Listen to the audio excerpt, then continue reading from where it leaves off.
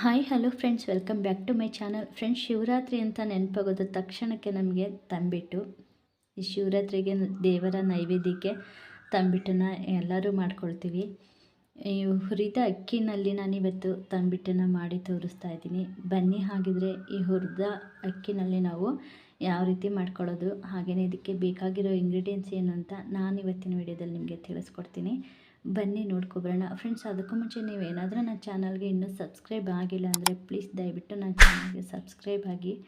ಹಾಗಿದ್ರೆ ಬನ್ನಿ ನೋಡ್ಕೊಂಡು ಬರೋಣ ಇದನ್ನು ಯಾವ ರೀತಿ ಮಾಡ್ಕೊಳ್ಳೋದು, ಹಾಗೆ ಇದಕ್ಕೆ ಬೇಕಾಗಿರೋ ಇಂಗ್ರೀಡಿಯೆಂಟ್ಸ್ ಏನಂತ ನೋಡ್ಕೊಬರೋಣ. ನಾನಿಲ್ಲಿ ಒಂದು ಕಪ್ಪು ದೋಸೆ ಅಕ್ಕಿ ತೊಗೊಂಡಿದ್ದೀನಿ. ಸೊಸೈಟಿನಲ್ಲಿ ಕೊಡ್ತಾರಲ್ಲ ಅದು. ನಾವು ಮನೆಯಲ್ಲಿ ಅನ್ನ ಮಾಡ್ಕೊಳ್ಳೋದು ಯಾವುದೇ ಅಕ್ಕಿ ತೊಗೊಂಡ್ರೂ ಕೂಡ ಆಗುತ್ತೆ. ನಾನಿಲ್ಲಿ ಒಂದು ಕಪ್ನಷ್ಟು ಹುರ್ಗಡ್ಲೆ ತೊಗೊಂಡಿದ್ದೀನಿ. ಹಾಗೆ ಒಂದು ಮುಕ್ಕಾಲು ಕಪ್ನಷ್ಟು ಬೆಲ್ಲ ತೊಗೊಂಡಿದ್ದೀನಿ. ಒಂದು ಕಪ್ ಅಕ್ಕಿಗೆ ಮುಕ್ಕಾಲು ಕಪ್ಪು ಸರಿಯಾದ ಅಳತೆ. ಹಾಗೆ ಕೊಬ್ಬರಿ ತುರಿ ತೊಗೊಂಡಿದ್ದೀನಿ. ಮತ್ತು ಕಪ್ಪು ಎಳ್ಳು ತೊಳೆದ್ಬಿಟ್ಟು ಸಿಪ್ಪೆ ಎಲ್ಲ ತೆಗೆದು ಒಣಸ್ಕೊಂಡಿರೋದು. ಹಾಗೆ ಶೇಂಗಾ ಬೀಜ ಒಂದು ಕಪ್ನಷ್ಟು ತೊಗೊಂಡಿದ್ದೀನಿ. ಹಾಗೆ ಏಲಕ್ಕಿ ಪುಡಿ ಸ್ವಲ್ಪ ತೊಗೊಂಡಿದ್ದೀನಿ. ಇಷ್ಟು ನಮಗೆ ಹುರಿದಕ್ಕಿ ತಂಬಿಟ್ಟನ್ನು ಮಾಡ್ಕೊಳ್ಳೋದಕ್ಕೆ ಎಷ್ಟು ಸಾಮಗ್ರಿಗಳು ನಮಗೆ ಬೇಕಾಗುತ್ತೆ. ನಾವಿಲ್ಲಿ ಅಕ್ಕಿನ ಹುರ್ಕೊಳ್ಳೋಣ. ಮೊದಲಿಗೆ ಕ್ರಿಸ್ಪಿಯಾಗಿ ಚೆನ್ನಾಗಿ ಹುರ್ಕೊಳ್ಳೋಣ. ಕೆಂಪಗೇನು ಜಾಸ್ತಿ ಕೆಂಪಾಗೇನು ಹುರ್ಕೋಬೇಕು ಅಂತ ಏನಿಲ್ಲ, ಸ್ವಲ್ಪ ಕ್ರಿಸ್ಪಿಯಾಗಿ ಹುರ್ಕೊಂಡ್ರೆ ಸಾಕು. ನಮಗೆ ಸೊಸೈಟಿನಲ್ಲಿ ಅಕ್ಕಿ ಕೊಡ್ತಾರಲ್ಲ, ಇದರಿಂದ ಮಾಡಿದರೆ ತಂಬಿಟ್ಟು ಚೆನ್ನಾಗಿ ಬರುತ್ತೆ. ಬೇಕು ಅಂದರೆ ನಾವು ಬಿಟಿ ಅಕ್ಕಿ ಈ ರೀತಿ ಎಲ್ಲ ನಾವು ಅದರಲ್ಲೂ ಕೂಡ ಮಾಡ್ಕೋಬೋದು. ಈ ಅಕ್ಕಿನಲ್ಲಿ ತಂಬಿಟ್ಟು ಚೆನ್ನಾಗಿ ಬರುತ್ತೆ. ಇವಾಗ ನಾನು ಶೇಂಗಾ ಬೀಜನ ಹುರ್ಕೊಳ್ತಾ ಇದ್ದೀನಿ. ಈ ಶೇಂಗಾ ಬೀಜನ ಹುರಿದು ಸಿಪ್ಪೆ ತೆಗೆದು ಇಟ್ಕೋಬೇಕು. ನಾವು ಬೇಳೆ ಥರ ಮಾಡಿಕೊಂಡು ಇಟ್ಕೋಬೇಕಾಗುತ್ತೆ. ಇವಾಗ ಇದು ಕೂಡ ಆಗಿದೆ ಹುರಿದು. ನಾನು ಎಲ್ಲನೂ ಸಪ್ರೇಟು ಬೇರೆ ಬೇರೆ ಹಾಕ್ಕೊಳ್ತಾ ಇದ್ದೀನಿ, ಒಟ್ಟಿಗೆ ಹಾಕ್ಕೊಳ್ತಾ ಇಲ್ಲ. ಯಾಕಂದರೆ ಸಿಪ್ಪೆ ಎಲ್ಲ ತೆಗಿಬೇಕಲ್ವ. ಅಕ್ಕಿ ಹುರಿದ್ಬಿಟ್ಟು ಅದನ್ನೇ ಬೇರೆ ಪಾತ್ರೆಗೆ ಹಾಕ್ಕೊಂಡಿದ್ದೀನಿ, ಶೇಂಗಾ ಬೀಜನೇ ಬೇರೆ ಪಾತ್ರೆಗೆ ಹಾಕ್ಕೊಂಡಿದ್ದೀನಿ. ಇವಾಗ ಎಳ್ಳನ್ನು ಹುರ್ಕೊಳ್ತಾ ಇದ್ದೀನಿ. ಕಪ್ಪು ಎಳ್ಳು ಹಾಕ್ಕೊಳ್ಳೋದ್ರಿಂದ ಟೇಸ್ಟು ಚೆನ್ನಾಗಿರುತ್ತೆ. ಬಿಳಿ ಎಳ್ಳನ್ನು ಕೂಡ ಹಾಕ್ಕೋಬೋದು, ಆದರೆ ನಾವು ಕಪ್ಪು ಎಳ್ಳನ್ನು ಹಾಕ್ಕೊಳ್ಳೋದ್ರಿಂದ ಟೇಸ್ಟ್ ತುಂಬಾ ಚೆನ್ನಾಗಿರುತ್ತೆ.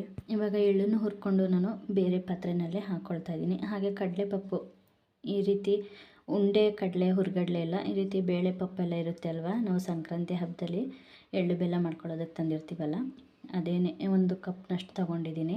ಅದನ್ನು ಕೂಡ ಸ್ವಲ್ಪ ಕ್ರಿಸ್ಪಿ ಆಗೋ ತನಕ ಅಷ್ಟೇ. ಇದನ್ನು ಹುರ್ಕೋಬೇಕು ಅಂತ ಏನಿಲ್ಲ, ಸ್ವಲ್ಪ ಕ್ರಿಸ್ಪಿಯಾಗಿರಲಿ ಅಂತ ಅಷ್ಟೇ. ಇವಾಗ ನಾನು ಕೊನೆಯಲ್ಲಿ ಬೆಲ್ಲನ ಕರಗಿಸ್ಕೊಳ್ಳೋದಕ್ಕೆ ಒಂದು ಮುಕ್ಕಾಲು ಕಪ್ ಬೆಲ್ಲಗೆ ಒಂದು ಅರ್ಧ ಕಪ್ನಷ್ಟು ನೀರನ್ನು ಹಾಕ್ಕೊಳ್ತಾ ಇದ್ದೀನಿ. ಇದನ್ನು ಹಾಕಿ ಕರಗಿಸ್ಕೊಂಡ್ರೆ ಸಾಕು. ಇದೇನು ಪಾಕ ಬರಬೇಕಂತ ಏನಿಲ್ಲ, ಸ್ವಲ್ಪ ಕರಗಿಸ್ಕೊಂಡ್ರೆ ಸಾಕು. ಈ ಅಂಟು ಪಾಕ ಅಂತ ಏನು ಹೇಳ್ತೀವಿ ಅಷ್ಟಾದರೆ ಸಾಕು.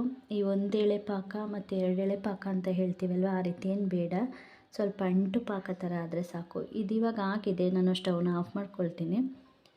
ಇವಾಗ ನಾನೆಲ್ಲ ಹುರಿದು ತಣ್ಣಗಾದಮೇಲೆ ನಾನಿಲ್ಲಿ ಮಿಕ್ಸಿ ಜಾರ್ಗೆ ಹಾಕ್ಕೊಳ್ಳೋದಕ್ಕೆ ರೆಡಿ ಮಾಡ್ಕೊಳ್ತಾ ಇದ್ದೀನಿ. ನಾನು ಹುರಿದಿಟ್ಕೊಂಡಿರೋ ಅಂಥ ಎಳ್ಳು ಮತ್ತು ಕಡಲೆಪಪ್ಪನ್ನ ಸ್ವಲ್ಪ ತಗೊಳ್ತಾ ಇದ್ದೀನಿ. ಅದನ್ನು ಕೂಡ ನಾನು ಮಿಕ್ಸಿ ಜಾರ್ಗೆ ಹಾಕಿ ಪೌಡ್ರ್ ಮಾಡ್ಕೊಳ್ಳೋದಕ್ಕೆ ಇನ್ನು ಸ್ವಲ್ಪ ಹಾಗೆಯೇ ಮೇಲ್ಗಡೆ ಹಾಕಿಬಿಟ್ಟು ಮಿಕ್ಸ್ ಮಾಡ್ಕೊಳ್ಳೋದಕ್ಕೆ ಇಟ್ಟಿದ್ದೀನಿ.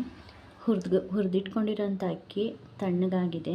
ಇವಾಗ ಮಿಕ್ಸಿ ಜಾರ್ನಲ್ಲೇ ಹಾಕ್ಕೊಳ್ತಾ ಇದ್ದೀನಿ. ಮತ್ತು ಕಡಲೆಪಪ್ಪು ಮತ್ತು ಹುರಿದಿಟ್ಕೊಂಡಿರೋಂಥ ಕಪ್ಪು ಎಳ್ಳು, ಸ್ವಲ್ಪ ಶೇಂಗಾ ಬೀಜನ ಹಾಕಿ ನಾನು ಮಿಕ್ಸಿ ಜಾರಲ್ಲಿ ಪೌಡ್ರ್ ಮಾಡ್ಕೊಳ್ತೀನಿ. ಹಾಗೆಯೇ ಇನ್ನು ಉಳಿದಷ್ಟು ಶೇಂಗಾ ಬೀಜನ ನಾನಿಲ್ಲಿ ಕುಟಾಣಿ ಕಲ್ಲಿನಲ್ಲಿ ಸಿಂಪಲ್ಲಾಗಿ ರೀತಿ ಜಜ್ಕೊಳ್ತೀನಿ. ಪೌಡ್ರು ಜಾಸ್ತಿ ಪುಡಿ ಮಾಡಬೇಕಂತ ಏನಿಲ್ಲ, ಮಿಕ್ಸ್ ಮಾಡ್ಕೊಳ್ಳೋದಕ್ಕೆ ಇಷ್ಟ ಆದರೆ ಸಾಕು ನಮಗೆ. ಇವಾಗ ನಾನು ಪುಡಿ ಮಾಡ್ಕೊಂಡಿರೋ ಅಂಥ ಅಕ್ಕಿ ಮತ್ತು ಹುರ್ಗಡ್ಲೆ ಇವೆಲ್ಲ ಪುಡಿ ಮಾಡ್ಕೊಂಡಿದ್ದೆ ಅಲ್ವಾ, ಅದನ್ನು ಒಂದು ಪಾತ್ರೆಗೆ ಹಾಕ್ಕೊಳ್ತಿದ್ದೀನಿ. ಹಾಗೆ ಕೊಬ್ಬರಿ ತುರಿ, ಹಾಗೆ ಕುಟಾಣಿ ಕಲ್ಲಿನಲ್ಲಿ ಶೇಂಗಾ ಬೀಜನ ಸ್ವಲ್ಪ ಹುಡಿ ಮಾಡ್ಕೊಂಡಿದ್ನಲ್ಲ ಅದು, ಹಾಗೆಯೇ ಉಳಿದಿರೋಂಥ ಕಪ್ಪೆಳ್ಳು ಕಡಲೆಪಪ್ಪು ಎಲ್ಲನೂ ಹಾಕಿದ್ದೀನಿ. ಹಾಗೆಯೇ ಇವಾಗ ಏಲಕ್ಕಿ ಪೌಡ್ರನ್ನು ಕೂಡ ಇದಕ್ಕೆ ಸೇರಿಸ್ಕೊಳ್ತಾ ಇದ್ದೀನಿ.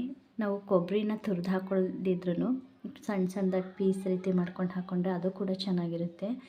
ಇದು ತುರಿದು ಹಾಕ್ಕೊಂಡ್ರೆ ಮಕ್ಳಿಗೆ ಇಷ್ಟ ಆಗುತ್ತೆ, ಅದಕ್ಕೆ ನಾನು ತುರಿದು ಹಾಕ್ಕೊಂಡಿದ್ದೀನಿ. ಹಾಗೆ ಬೆಲ್ಲನ ಕರಗಿಸ್ಕೊಂಡಿದ್ದೆ ಅಲ್ವಾ, ಅದರಲ್ಲಿ ಕಲ್ಲು ಈ ರೀತಿ ಮರಳು ಕಸ ಎಲ್ಲ ಇರುತ್ತೆ ಅಲ್ವಾ, ಅದನ್ನು ಈ ರೀತಿ ಸೋದಿಸ್ಕೊಳ್ತಾ ಇದ್ದೀನಿ. ನೀವು ನೋಡ್ತಿರ್ಬೋದು, ಇಲ್ಲಿ ನೋಡಿ ಕಲ್ಲೆಲ್ಲ ಗಲೀಜೆಲ್ಲ ನೋಡಿ ಕಲ್ಲು. ಇದನ್ನು ಮಕ್ಕಳಿಗೆಲ್ಲ ಹಾಗೆಯೇ ತಿನ್ನೋದಕ್ಕೆ ಕೊಟ್ಬಿಟ್ರೆ ತುಂಬಾ ಕಷ್ಟ.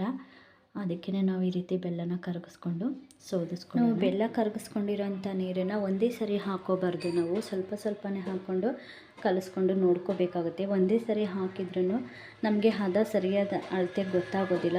ಜಾಸ್ತಿ ತೆಳುವಾದ್ರೂ ಕೂಡ ಕಷ್ಟ. ಅದನ್ನು ಜಾಸ್ತಿ ದಿನ ಇಟ್ಕೊಳ್ಳೋದಕ್ಕೂ ಆಗೋದಿಲ್ಲ, ತಿನ್ನೋದಕ್ಕೂ ಅಷ್ಟೊಂದು ಚೆನ್ನಾಗಿ ಆಗೋದಿಲ್ಲ. ಹಾಗಾಗಿ ನಾವು ಸ್ವಲ್ಪ ಸ್ವಲ್ಪ ನೋಡ್ಕೊಂಡು ಈ ರೀತಿ ಕೈನಲ್ಲಿ ಉಂಡೆ ಮಾಡಿದರೆ ನೋಡಿ ನಮ್ಗೆ ಹದ ಗೊತ್ತಾಗುತ್ತೆ. ಇನ್ನೊಂದು ಸ್ವಲ್ಪ ಪಾಕನ ಹಾಕ್ಕೊಂಡು ನಾವು ಮಿಕ್ಸ್ ಮಾಡಿಕೊಂಡ್ರೆ ಕರೆಕ್ಟ್ ಹದದಲ್ಲಿ ನಮಗೆ ತಂಬಿಟ್ಟು ರೆಡಿಯಾಗಿರುತ್ತೆ. ನೋಡಿ ಇವಾಗ ನಾನು ಕರೆಕ್ಟ್ ಹದದಲ್ಲಿ ನಾನು ಹಾಕ್ಕೊಂಡು ಪಾಕನ ಹಾಕ್ಕೊಂಡು ರೆಡಿ ಮಾಡಿ ಇಟ್ಕೊಂಡಿದ್ದೀನಿ. ಇವಾಗ ಈ ರವೆ ಉಂಡೆ ಎಲ್ಲ ಕಟ್ಕೊಳ್ತೀವಿ ಅಲ್ವಾ, ಅದೇ ರೀತಿ ನಾನು 2 ಕೈನಲ್ಲಿ ಈ ರೀತಿ ಬ್ರಷ್ ಮಾಡಿಬಿಟ್ಟು ನಾನು ಉಂಡೆಗಳ್ನ ಮಾಡ್ಕೊಳ್ತಾ ಇದ್ದೀನಿ. ತುಂಬಾ ಚೆನ್ನಾಗಿರುತ್ತೆ ಈ ತಂಬಿಟ್ಟು. ನಾವು ಜಾಸ್ತಿ ಮಾಡಬೇಕಂದ್ರೆ ಈ ಕಡೆ ಎಲ್ಲ ನಮ್ಮ ಚಾಮರಾಜನಗರದ ಕಡೆ ಇನ್ನೆಲ್ಲ ಶಿವರಾತ್ರಿ ಆದಮೇಲೆ ಮಾರಿ ಹಬ್ಬ ಮಾಡ್ತಾರೆ. ಆವಾಗ ಒಬ್ಬೊಬ್ಬರ ಮನೆಯಲ್ಲಿ 4ರಿಂದ ಒಂದು 6 ಸೇರು ತನಕನೂ ಅಕ್ಕಿನ ಮಿಲ್ಲಿಗೆ ಕೊಟ್ಟು ಕಳಿಸ್ಬಿಟ್ಟು ಪೌಡ್ರ್ ಮಾಡಿಸ್ಕೊಂಡು ತಗೊಂಡು ಬರ್ತಾರೆ ತಂಬಿಟ್ಟು ಮಾಡೋದಕ್ಕೆ. ನಾವಿಲ್ಲಿ ಸ್ವಲ್ಪನೇ ಮಾಡ್ಕೊಳ್ತಾ ಇರೋದ್ರಿಂದ ಮಿಕ್ಸಿ ಜಾರಲ್ಲಿ ಆರಾಮಾಗಿ ನಾವು ಮಾಡ್ಕೋಬೋದು. ನೋಡಿ ನಾನು ಈ ರೀತಿ ರವೆ ಉಂಡೆಗಿಂತ ಸ್ವಲ್ಪ ದಪ್ಪದಾಗಿ ಕಟ್ಕೊಳ್ತಾ ಇದ್ದೀನಿ ತಂಬಿಟ್ಟಿನ ಉಂಡೆನ.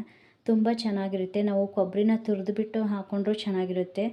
ನಾವು ಸಂಕ್ರಾಂತಿ ಹಬ್ಬದಲ್ಲೆಲ್ಲ ಸಣ್ಣ ಸಣ್ಣದಾಗಿ ಕೊಬ್ಬರಿ ಪೀಸ್ ಮಾಡ್ಕೊಳ್ತೀವಲ್ವ, ಆ ರೀತಿ ಕಟ್ ಮಾಡ್ಕೊಂಡು ಹಾಕ್ಕೊಂಡ್ರೂ ಕೂಡ ಚೆನ್ನಾಗಿರುತ್ತೆ ತಂಬಿಟ್ಟು. ನಮ್ಮ ಮಕ್ಕಳಿಗೆ ಈ ರೀತಿ ಮಾಡಿಕೊಟ್ರೆ ಇಷ್ಟ ಆಗೋದು ಅವ್ರಿಗೆ. ಅದಕ್ಕೇ ನಾನು ತುರ್ಕೊಂಡೇ ಮಾಡ್ಕೊಳ್ತಾ ಇದ್ದೀನಿ. ಹಾಗೆಯೇ ಇಲ್ಲಿ ಪಾಕ ಎಷ್ಟು ಉಳಿದಿದೆ ಅಂತ ತೋರಿಸ್ತೀನಿ ನಾನು. ಬೆಲ್ಲ ಕರಗಿಸ್ಕೊಂಡಿದ್ದೆ ಅಲ್ವಾ, ಆ ಪಾಕ ನೋಡಿ ಇಷ್ಟು ಉಳಿದಿದೆ. ಇದನ್ನು ನಾವು ಕಾಫಿ ಟೀಗೆ ಹಾಕ್ಕೋಬೋದು. ಇಲ್ಲ ಮಕ್ಕಳಿಗೆ ಏನಾದರೂ ಹಾಲು ಕಾಯಿಸ್ಕೊಟ್ರೆ ಹಾಲಿಗೆ ಬೆರೆಸ್ಬಿಟ್ಟು ಕೊಟ್ಟರು ಕೂಡ ಆರಾಮಾಗಿ ಕುಡ್ಕೊಳ್ತಾರೆ. ನೋಡಿ ನಮಗೆ 1 ಕಪ್ ಅಕ್ಕಿನಲ್ಲಿ ಒಂದು 8 ತಂಬಿಟ್ಟಿನ ಉಂಡೆ ಆಗಿದ್ದಾವೆ. ಒಂದು 2 ಕಪ್ ಹಾಕ್ಬಿಟ್ರಂತೂ ಇನ್ನೂ ತುಂಬಾ ಜಾಸ್ತಿ ಆಗೋಗ್ತವೆ. ನಾವು 1 ವಾರ ಕೂಡ ಇಟ್ಕೊಂಡು ತಿನ್ಬೋದು. ಚೆನ್ನಾಗಿರುತ್ತೆ ಈ ತಂಬಿಟ್ಟು. ನಾನು ಓಪನ್ ಮಾಡಿ ತೋರಿಸ್ತೀನಿ ನೋಡಿ ಉಂಡೆನ. ಈ ಕೊಬ್ಬರಿ ಎಲ್ಲ ಹಾಕಿರೋದ್ರಿಂದ, ಶೇಂಗಾ ಬೀಜ ಮತ್ತು ಈ ಎಳ್ಳು ಎಲ್ಲ ಹಾಕಿರೋದ್ರಿಂದ ನೋಡೋದಕ್ಕೂ ಕೂಡ ಚೆನ್ನಾಗಿರುತ್ತೆ, ತಿನ್ನೋದಕ್ಕೂ ಕೂಡ ಟೇಸ್ಟ್ ಅಂತೂ ತುಂಬಾ ಚೆನ್ನಾಗಿರುತ್ತೆ. ನೋಡಿ ಶಿವರಾತ್ರಿ ಹಬ್ಬಕ್ಕೆ ತಂಬಿಟ್ಟು ರೆಡಿ. ಈ ರೀತಿ ಮಾಡಿಕೊಟ್ರೆ ಮಕ್ಳಿಗೂ ಕೂಡ ಇಷ್ಟ ಆಗುತ್ತೆ. 1 ವಾರ ಇಟ್ಕೊಂಡು ಕೂಡ ತಿನ್ಬೋದು. ನೋಡಿದ್ರಲ್ವ ಫ್ರೆಂಡ್ಸ್, ಈ ತಂಬಿಟ್ಟಿನ ರೆಸಿಪಿ ನಿಮಗೆ ಇಷ್ಟ ಆಗಿದ್ರೆ ಪ್ಲೀಸ್ ಲೈಕ್ ಮಾಡಿ, ಕಮೆಂಟ್ ಮಾಡಿ, ಶೇರ್ ಮಾಡಿ. ಹಾಗೆ ನನ್ನ ಚಾನಲ್ಗೆ ಇನ್ನೂ ಯಾರೆಲ್ಲ ಸಬ್ಸ್ಕ್ರೈಬ್ ಆಗಿಲ್ಲ ಪ್ಲೀಸ್ ದಯವಿಟ್ಟು ನನ್ನ ಚಾನಲ್ನ ಸಬ್ಸ್ಕ್ರೈಬ್ ಮಾಡ್ಕೊಂಡು ನೋಡಿ ಫ್ರೆಂಡ್ಸ್. Bye friends.